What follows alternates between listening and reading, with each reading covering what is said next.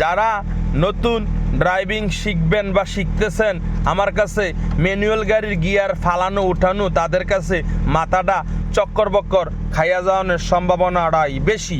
ফুল class ধরছেন অনেক সাপ, ফুল ক্লাস ধরিয়া বামের দিকে ধাক্কা দিয়ে, কোন দিকে? বামের দিকে, বাম হাত যেদিকে এদিকে 2 আঙ্গুল দিয়ে ধাক্কা দিবেন, ধাক্কা দিয়ে 1 নম্বর গিয়ার লাগাবেন।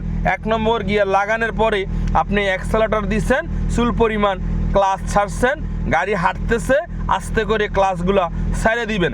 সাইডে দিয়ে এখন একটু অ্যাক্সেলেটর দিচ্ছেন, আপনার কাছে 2 নম্বর গিয়ার চাচ্ছে, 1-এর থেকে 2 চাইতেছে, মানে অ্যাক্সেলেটর দিলেই গিয়ার চাইবে আপনার থেকে।